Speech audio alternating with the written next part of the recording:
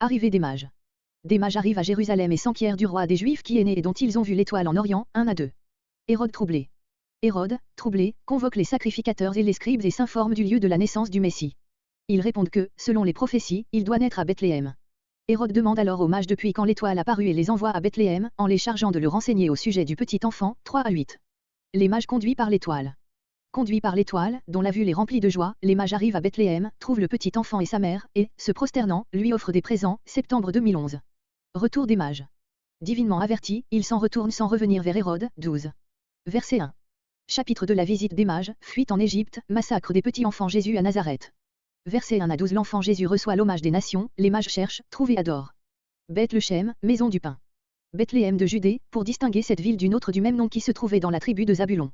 Josué 19.15. Notre Bethléem, nommé aussi Euphrata Genèse 35.16-19 était une très petite ville, située dans la tribu de Jude, à 2 lieues au sud de Jérusalem. Cette ville porte aujourd'hui encore le même nom et renferme une population de 3 ou 4 000 âmes, en grande majorité chrétienne, voir Félix Bovette, Voyage en Terre Sainte, 7e édition, p. 274, Philippe Braidel, La Palestine illustrée, 2. Hérode, surnommé le Grand, fils d'Antipater. Ce fut lui qui fonda la dynastie de sa famille, iduméenne, édomite, en faisant périr les derniers rejetons de la race asmonéenne des Maccabées. Dès l'âge de 15 ans, il obtint de son père le gouvernement de la Galilée, Joseph, Antiquité juive, 14, 9, 2. Plus tard, Antoine étant venu en Syrie, l'éleva à la dignité de tétrarque et lui fit obtenir du Sénat le titre de roi des Juifs, Joseph, Antiquité juive, 14, 14, 5. Mais ce ne fut que 3 ans plus tard qu'il put prendre possession de son royaume. Il dut le reconquérir sur Antigone, fils d'Aristobule. Pour s'affermir sur son trône, il fit mettre à mort non seulement sa femme, Marianne, mais ses 2 fils, Alexandre et Aristobule, tout ce qui restait de la famille des Maccabées et une foule de Juifs de distinction qui faisaient opposition à son gouvernement.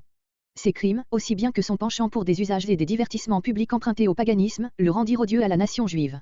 Il mourut la 37e année de son règne, la 70e de son âge, Joseph, Antiquité juive, 17, 8, 11, l'an 750 de Rome, par conséquent 4 ans avant le commencement de notre ère, ce qui recule d'autant l'époque de la naissance de Jésus-Christ. Les mages étaient chez les Perses et les Mèdes une caste sacerdotale très considérée, ils formaient le conseil secret des rois, administraient les affaires religieuses et se vouaient à l'étude de la nature, spécialement de l'astronomie. Il y avait, à la cour de Babylone, un ordre de mages, appelé aussi sages, sur lequel fut établi Daniel. Daniel 2.48. Plus tard ce nom fut donné en Orient à tous ceux qui s'occupaient d'astrologie, de l'interprétation des songes et généralement des sciences occultes.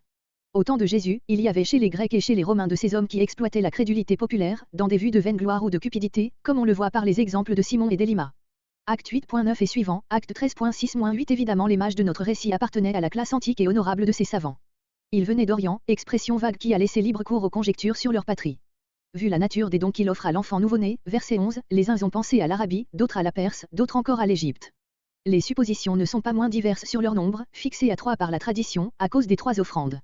Même incertitude sur leur rang, l'imagination populaire en a fait des rois, soit pour voir en eux l'accomplissement de passages prophétiques de l'Ancien Testament. Psaume 72.10, Ésaïe 49.7, Ésaïe 60.3, Ésaïe 60.6, Ésaïe 60.10, soit à cause de la sensation que fit, jusque dans le palais d'Hérode, leur arrivée à Jérusalem.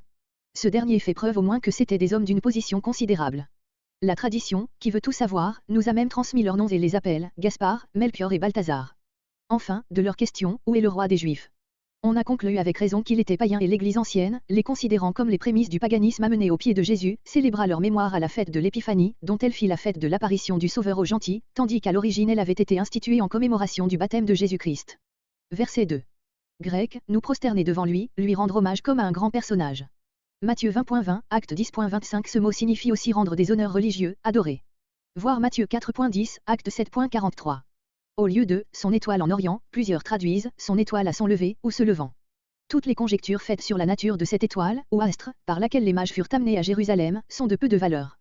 Plusieurs interprètes s'arrêtent à l'idée d'une conjonction extraordinaire d'astres qui, selon les calculs du célèbre astronome Kepler, aurait eu lieu vers le temps de la naissance de Jésus, d'autres pensent à une comète, d'autres encore à une étoile telle que celle qui fut observée par le même astronome en 1604 et qui disparut en 1605. Les termes du récit, son étoile, et surtout le verset 9 prouvent avec évidence que l'écrivain se représente, non un astre céleste ordinaire, non le résultat d'observations astrologiques, mais l'apparition d'un luminaire spécial, qui détermine le départ des mages de leur pays, qui leur réapparaît sur le chemin de Bethléem et qui vient s'arrêter sur le lieu où était le petit enfant, verset 9. Telle est aussi l'opinion de Calvin. À la naissance du Sauveur, une vive lumière resplendit aux yeux d'humble berger. Luc 2.9. Les savants mages sont conduits vers lui par une étoile. Furent-ils, en outre, comme les bergers, avertis par une révélation divine? On l'a supposé, et cela est possible, puisque bientôt ils reçoivent d'en haut une direction semblable, verset 12, mais nous l'ignorons, ils ne le disent pas, ils ne parlent à leur arrivée à Jérusalem que de l'étoile qu'ils ont vue. Ou bien furent-ils préparés au grand événement qui les préoccupe par l'attente vague, mais universellement répandue en Orient, d'un grand personnage religieux qui devait apparaître à cette époque? Autre supposition possible, mais simple supposition. Pouvait-il enfin avoir connu et partagé les espérances messianiques du peuple de Dieu par le moyen des Juifs qui habitaient leur pays? Cela aussi est très admissible. Toutefois renonçant, par un principe exégétique, à la tentative d'aplanir les difficultés d'un récit par des hypothèses qui ne sont ni des explications ni des raisons, nous nous bornerons à propos de celui qui nous occupe aux deux remarques suivantes. Le Seigneur fait parvenir aux hommes ses révélations et ses lumières dans les circonstances les plus propres à les mettre à leur portée. À des bergers, en se montrant à eux dans une étable comme un enfant couché dans une crèche. À des pêcheurs, en leur accordant des pêches miraculeuses Luc 5.1 et suivant, Jean 21.6. À des docteurs, par l'explication des Écritures Luc 10.26, Matthieu 22.29 et suivant. À des agriculteurs par des instructions tirées des travaux des champs, Matthieu 13, etc. Aux mages astronomes, par une étoile. C'est ainsi qu'il se fait tout à tous. De quelque manière que ces étrangers soient arrivés à leur conviction, cette conviction revêt en eux les caractères d'une foi qui surmonte tous les obstacles, ils trouvent la ville de Jérusalem dans l'ignorance du grand événement qui les a amenés, au lieu du roi des Juifs qu'ils cherchent, ils sont conduits devant le tyran qui occupe son trône, ils voient les prêtres juifs indifférents, on leur indique, au lieu de la capitale, une obscure bourgade, puis une cabane de chétive apparence, enfin. Une étable où gît un petit enfant, né dans une famille d'artisans, et rien n'ébranle leur foi, ils se prosternent, ils rendent leurs hommages à celui qu'ils l'ont cherché avec amour et trouvé avec joie. C'est avec raison que l'Église a vu dans les mages les prémices du monde païen qui cherche le salut. Si notre premier chapitre montre que le salut vient des Juifs, celui-ci déjà indique que les gentils y auront part. Les mages continuent la lignée de ces nobles âmes appelées par la grâce prévenante du sein du paganisme et à laquelle appartiennent Melchizedek, Jéthro, Ruth, Job, Naaman, etc. Dans les premiers temps de la Nouvelle Alliance, la Cananéenne, le centenier de Capernaum étant de prosélytes craignant Dieu. Les limites du règne de la grâce ne sont pas si étroites qu'elles le paraissent souvent à nos vues bornées, comparez verset 1, note 2. Verset 3. Hérode tremble pour son autorité pour son trône, peut-être à cause de ses crimes.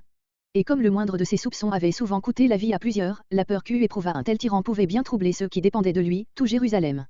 Verset 4. Les principaux sacrificateurs étaient, outre le souverain sacrificateur, les chefs des 24 classes de prêtres. Une chronique 24.1, 2 chroniques 36.14. Les scribes, proprement écrivains, hébreux sophérim, les hommes des livres, étaient les savants interprètes de la loi et des Écritures, les juristes et les théologiens du temps. Esdras 7.6, Néhémie 8.1, Jérémie 8.8, Luc 11.53. Comparé Matthieu 23.2, note. Ils appartenaient le plus souvent au parti des pharisiens et la plupart siégeaient au Sanhédrin. Il ne paraît pourtant pas que ce soit une séance de ce corps que Hérode convoque ici, car il y manque les anciens. C'était une consultation de théologiens auxquels il voulait proposer la grave question qui suit. Grec, où le Christ naît, selon les Écritures. Le tyran croit donc la prophétie. Foi effrayante. Jacques 2.19. Verset 5. Bethléem voire verset 6. Verset 6. Michée 5.1. Cette prophétie est librement traduite par l'évangéliste, qui ne s'astreint ni au texte hébreu ni à la version des Septante, mais emprunte à l'un et à l'autre le sens général qui seul lui importe. L'hébreu dit, et toi Bethléem Euphrate, trop petite pour être dans les milliers de Jude, de toi me sortira celui qui sera dominateur en Israël, et ses issues sont d'auparavant dès les jours d'éternité. La version grecque des Septante rend ainsi les premiers mots, et toi, Bethléem, maison d'Éphrata, tu es trop petite pour être dans les milliers de Jude. Il y a donc dans cette citation 4 différences à constater. Au lieu d'Éphrata, qui était l'ancien nom de Bethléem, Genèse 35.19, Genèse 48.7, Ruth 1.2, 1 Samuel 17.12. Notre citation dit, terre de Jude, l'une et l'autre désignation devait distinguer Bethléem d'une autre ville du même nom située dans la tribu de Zabulon. Josué 19.15. Au lieu des milliers de Jude, mot qui désignait les subdivisions des tribus, ayant leur chef et leur chef-lieu, l'évangéliste choisit directement ce dernier terme comme le plus clair. On peut donc traduire chef, ou chef-lieu, principale ville, puisqu'il s'agit du siège d'un chef de milliers.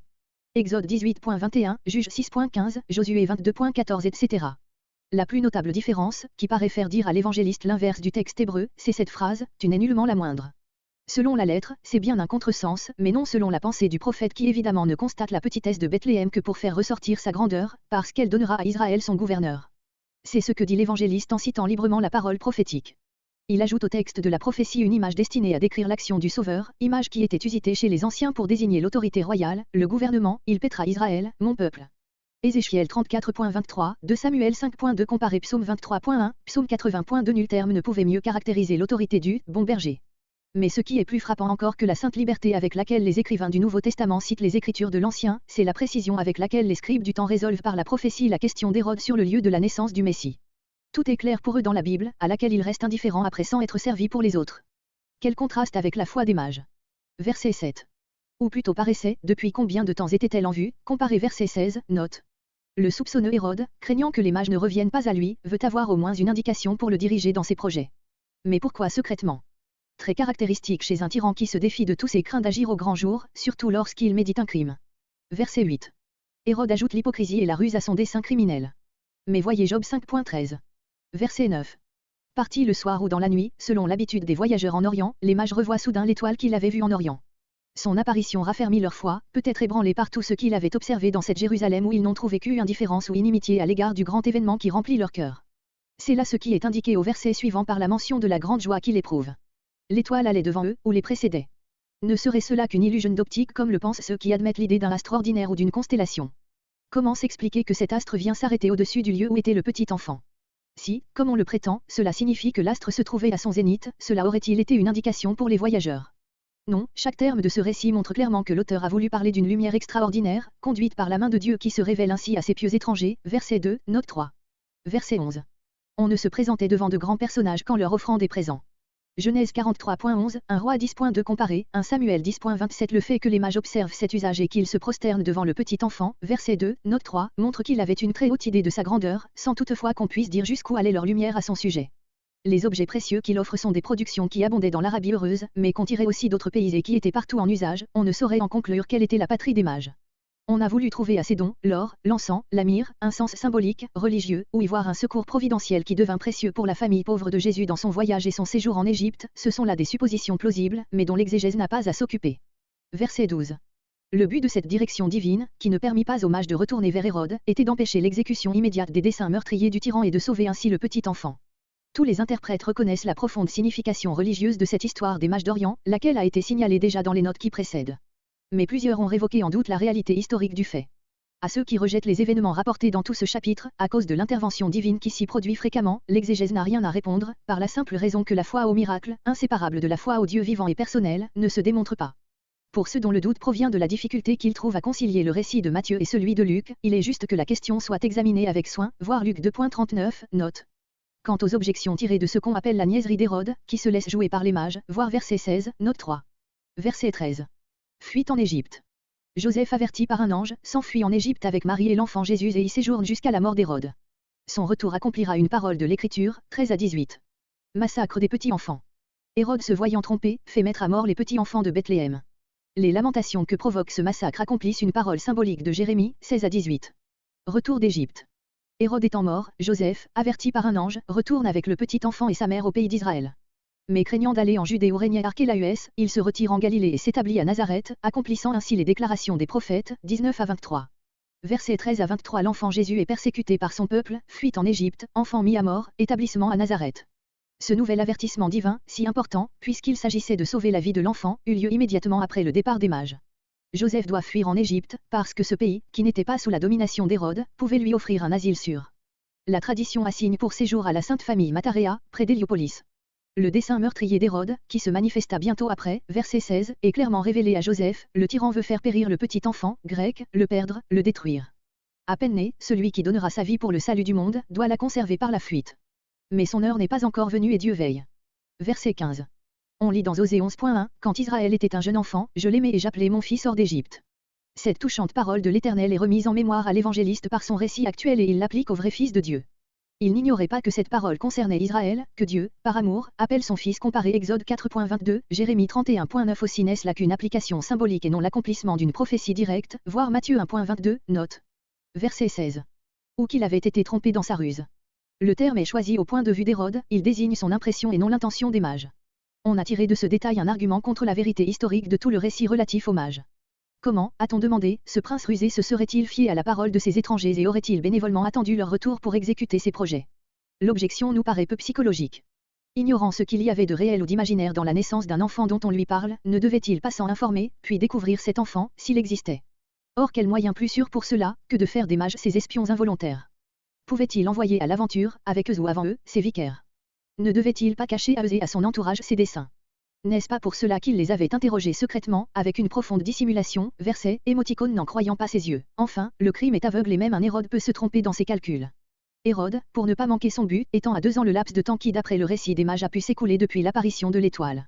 On a révoqué en doute ce meurtre des enfants de Bethléem, parce que l'historien Joseph n'en parle pas. On peut en effet s'étonner de son silence, mais la conclusion qu'on en tire est arbitraire. Dans le petit bourg de Bethléem et ses environs, par où il faut entendre quelques maisons isolées autour de ce lieu, il pouvait, selon le calcul de Weiner, se trouver 10 ou 12 enfants mâles au-dessous de 2 ans. Or le meurtre de ses enfants, quelque horrible qu'il soit, se perd dans le nombre des crimes de cet Hérode qui, après avoir sacrifié à sa haine soupçonneuse sa femme et deux de ses fils, verset 1, note 1, en fit périr un troisième, Antipater, peu avant de mourir, qui faisait conduire au supplice des conjurés avec toute leur famille, qui atteint de sa dernière maladie, possédé de fureur contre le peuple de Jérusalem parce qu'il allait se réjouir de sa mort, ordonnait de rassembler dans le cirque de Jéricho tous les principaux de la ville et de les y faire périr dès qu'il aurait expiré, ainsi, disait-il. Qu'il y ait au moins des larmes répandues après ma mort. Joseph, Antiquité juive, 17, 6, 5. Il faut remarquer seulement que le terme de 2 ans fixé par Hérode suppose que les mages lui avaient dit que l'étoile leur était apparue depuis plus d'un an déjà, verset 7.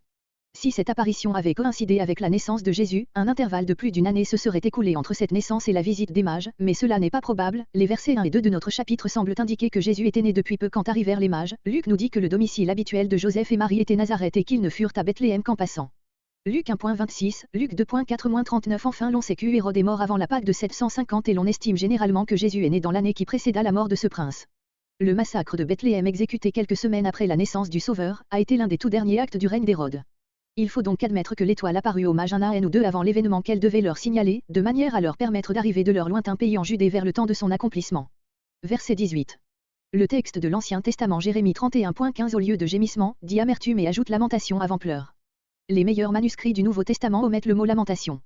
Encore ici la formule, alors fut accomplie n'indique point une prophétie directe, mais l'application de la pensée de Jérémie au tragique événement de Bethléem. Le prophète, pour donner une émouvante expression aux douleurs de son peuple emmené en captivité à Babylone, rappelle que la voix de ses gémissements a retenti vers le septentrion jusqu'à Rama, ville de la tribu de Benjamin. Josué 18.25, sur les montagnes d'Éphraïm. Juge 4.5. Par un symbolisme plein de poésie et de vérité, il personnifie toutes les mères israélites dans la mer de la tribu, toutes leurs douleurs dans ses douleurs, mais c'est pour les consoler en ajoutant, ainsi a dit l'Éternel, retiens ta voix de pleurer et tes yeux de verser des larmes, car ton travail aura son salaire et on reviendra du pays de l'ennemi. Jérémie 31.16. Telle est la belle pensée que l'évangéliste rappelle en faisant à son tour de Rachel le type des mères bethléemites qui pleurent leurs enfants égorgés par le tyran. Ces enfants étaient réellement ceux de Rachel, mère de toute la tribu de Benjamin et morte à Bethléem où elle fut enterrée. Genèse 35.16-19. Aucune prophétie ne s'accomplit, hélas. Plus rigoureusement que la voix de nos douleurs qui retentit de siècle en siècle. Verset 19. Il mourut peu après le meurtre ici raconté, d'une maladie horrible, objet de dégoût pour tous ceux qui l'approchaient, le désespoir dans l'âme et le cœur rempli d'affreux projets de vengeance, voire, sur cette fin du tyran, Joseph, Antiquité juive, 17, 8 et 9 et Guerre des Juifs, 1, 33. Verset 20. Comparez verset 13. Sont morts, ce pluriel se rapporte probablement à Hérode seul, ainsi vaguement désigné sans être nommé. L'ange passe sous silence le triste nom de celui qui n'est plus. Cette manière de parler se retrouve dans le livre de l'Exode 4.19. L'allusion à cet événement de la vie de Moïse est frappante. Si les parents de Jésus la comprirent, ils y trouvèrent une grande consolation, en constatant à l'égard de leur enfant une dispensation divine toute semblable à celle qui conserva la vie du grand législateur de leur peuple. Verset 22. Après la mort d'Hérode, Auguste partagea son royaume entre les 3 fils survivants du tyran, Archélaüs eut pour sa part la Judée, l'Idumée et la Samarie et le titre d'éthnarque, avec promesse de la royauté, s'il satisfaisait l'empereur par son administration. Joseph, Antiquité juive, 17, 8, 1 et 17, 11, 4. Mais après 9 ans de règne, il fut exilé pour ses cruautés à Vienne, dans les Gaules, où il mourut. Joseph, Antiquité juive, 17, 13, 2, Guerre des Juifs, 2, 7, 3. La crainte qu'eut Joseph de venir vivre dans ces états n'était donc pas sans fondement. Dieu mit un terme à ses hésitations en lui montrant la nouvelle résolution qu'il devait prendre. C'est la 4e révélation que Joseph reçoit en songe, durant le cours, d'ailleurs assez prolongé, de ses douloureuses expériences. Matthieu 1.20, Matthieu 2.13-19. Grande pierre d'achoppement pour ceux qui ne peuvent concilier l'intervention de Dieu dans la vie humaine avec les idées préconçues de leur système philosophique. Quant à ceux qui croient au Dieu vivant et vrai, qui fait ce qu'il lui plaît au ciel et sur la terre, ils considéreront, d'une part les vives sollicitudes de Joseph pour le dépôt sacré confié à ses soins, sollicitudes qui le pressaient, ainsi que sa pieuse compagne, à rechercher sans cesse, par d'ardentes prières, le secours et les directions d'en haut, d'autre part, la souveraine importance attachée à la conservation de la vie de Jésus. C'est à cause de lui que Dieu se révèle ainsi à son Père adoptif. Le vrai miracle ici, c'est la présence, sur notre terre, de celui qui s'appellera le Fils de Dieu et le Fils de l'homme, tout le reste n'est plus que le rayonnement de son apparition au sein de notre humanité. Quant à la nature de ces révélations en songe, qui 3 fois ont lieu aussi par le moyen d'un ange du Seigneur, et qui paraissent appartenir à l'économie de l'Ancien Testament nombre 12.6-8 plutôt qu'à celle du Nouveau, il serait oiseux de chercher à s'en rendre compte par des analogismes psychologiques. En toute manifestation de Dieu à l'homme, le comment nous échappe. Joseph pouvait désirer, pour des motifs divers, de retourner en Judée, à Bethléem, où l'avait amené momentanément une circonstance particulière. Luc 2.4, où l'enfant était né et où pouvait l'attirer tant de choses merveilleuses qu'ici étaient accomplies. Il y renonce par la raison indiquée dans ce verset, se retire en Galilée, où le Sauveur devait être élevé dans la plus profonde obscurité et retourne à Nazareth, où il habitait auparavant, ainsi que Marie. Luc 2.39. Faut-il conclure de ce récit et surtout de la manière dont l'évangéliste parle de l'établissement de la Sainte Famille à Nazareth, verset 23, qu'il fait de Bethléem la demeure habituelle de Joseph, tandis que Luc le fait résider à Nazareth. On peut s'étonner en effet que Matthieu, en nommant ici pour la première fois Nazareth, ne nous dise pas que cette ville était la résidence précédente de Joseph et de Marie. Verset 23. Petite ville de la Galilée. Matthieu 21.11, Luc 1.26, Luc 2.4, située sur une colline dans la tribu de Zabulon, au sud de Cana, non loin du Tabor, dans une riante contrée où convergent deux gorges de montagnes, voire, sur ces lieux où s'écoula l'enfance et la jeunesse de Jésus, les belles pages du voyage en terre sainte de Félix Bauvette. Comparez Philippe Braidel, La Palestine illustrée. Il n'y a point de passage dans les prophètes qui appellent le Messie nazaréen. De là l'embarras des interprètes, qui ont eu recours aux moyens les plus divers pour expliquer ces paroles. Il faut écarter d'abord l'idée que Matthieu cite un prophète perdu ou un livre apocryphe, ou qu'il fait allusion au Vux du Naziréa.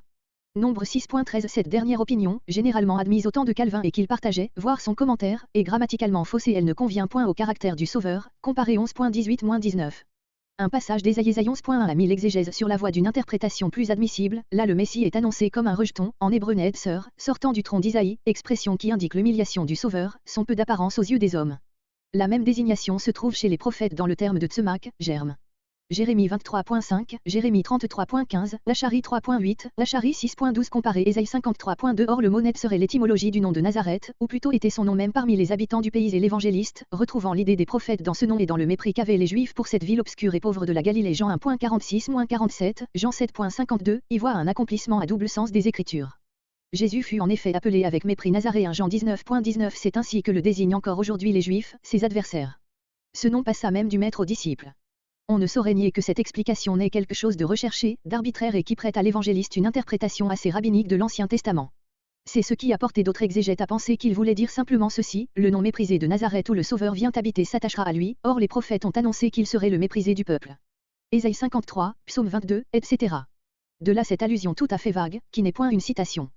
Ce qui est plus important que ces interprétations, c'est l'exemple que nous donne celui qui, méprisa l'ignominie, Hébreux 12.2 et qui nous apprend à nous cacher et à garder le silence, quand le temps d'agir et de parler n'est pas venu.